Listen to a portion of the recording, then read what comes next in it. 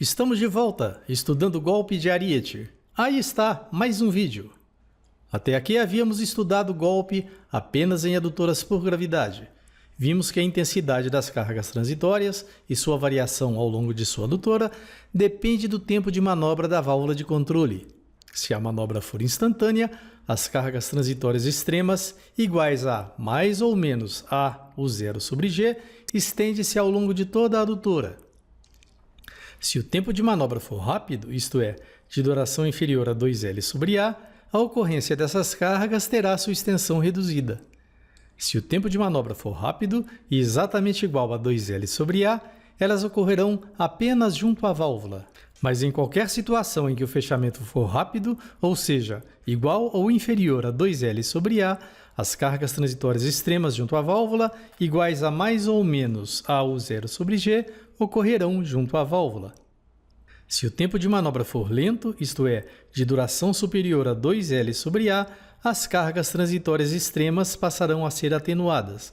Seus valores passarão a ser inferiores a mais ou menos A o zero sobre G. No caso do conjunto moto-bomba, o tempo de manobra tem a ver com o tempo em que a bomba deixará de atuar no sistema de recalque, ou seja, com o tempo em que o conjunto girante deixará de girar. Estou me referindo à bomba propriamente dita, ao seu eixo de rotação, à sua luva de acoplamento, à luva de acoplamento do motor, ao eixo de rotação do motor elétrico e ao rotor do motor elétrico. Entra na soma também a água existente no interior da carcaça da bomba que está girando com o rotor. Este conjunto girante possui uma característica chamada inércia. Quanto maior ela for, mais lentamente o conjunto deixará de girar. Ela tem a ver com a quantidade de massa que está girando e com o quadrado do raio em que essa massa está contida. Vamos recordar rapidamente este conceito. Quando lidamos com a física dos corpos em movimento retilíneo, a inércia tem a ver apenas com a massa.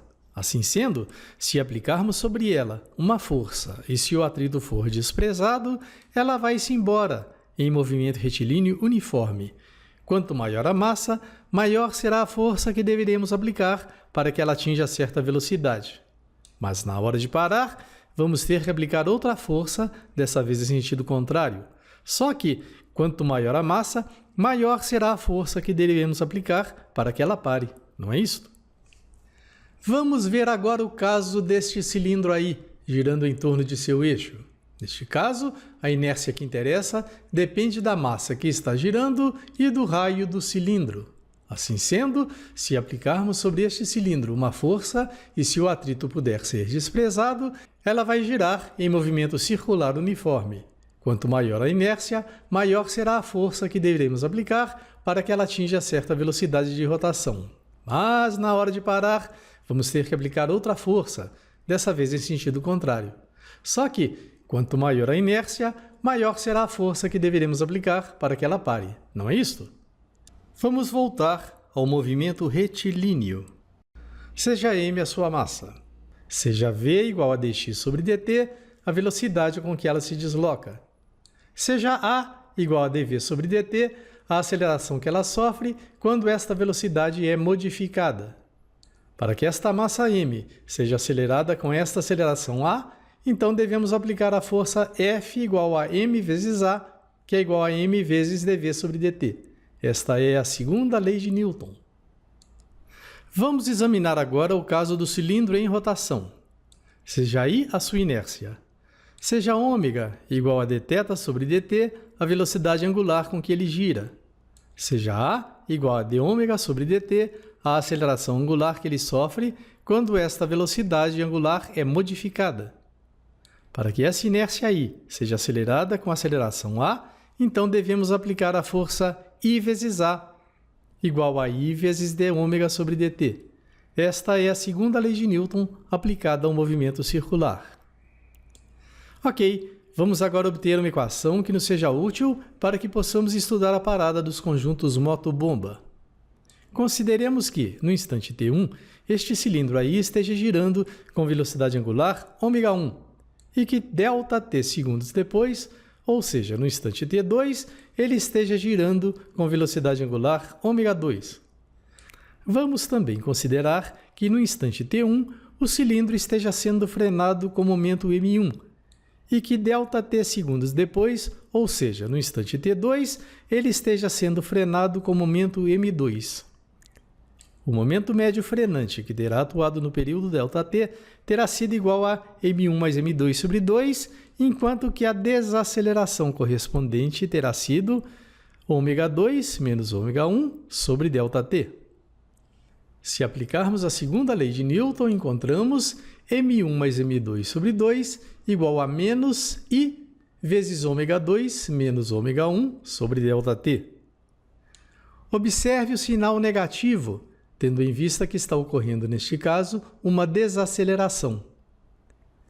Rearranjando os termos da equação, obtemos ω1 menos ω2 igual a ΔT sobre 2i, que multiplica m1 mais m2. Esta equação é importante. Vamos reescrevê-la aqui. Os fabricantes de equipamentos eletromecânicos apresentam a inércia de seus equipamentos sob a forma WR2 igual a GI. Substituindo na equação anterior, obtemos ω1 menos ω2 igual a GΔT sobre 2WR2, que multiplica m1 mais m2. Vamos dividir todos os termos da equação por ω0, que é a rotação inicial do conjunto girante. Em seguida, vamos multiplicar e dividir o segundo termo da equação por m0. Substituímos os termos ω e m por α e β, onde α igual a ω sobre ω0, que é igual a n sobre n0, sendo n a rotação expressa em RPM, e β igual a m sobre m0. Os índices zero referem-se à condição inicial do fenômeno, vale dizer, às condições de regime permanente. Esta equação é importante. Vamos trazê-la para cá. Substituiremos mais alguns termos. O momento inicial é igual a m0 igual a p0 sobre ω0, em que p0 é a potência inicial da bomba. P0 igual a γQ0 H0 sobre eta0. Resulta m0 igual a γQ0 H0 sobre eta0 vezes ω0. Reescrevemos então a equação destacada acima, que evolui para esta forma e que vamos destacar. Vamos reescrevê-la aqui. Para transformarmos ω, que se exprime em radianos por segundo, para n, que se exprime em rotações por minuto, fazemos ω igual a 2π vezes n dividido por 60.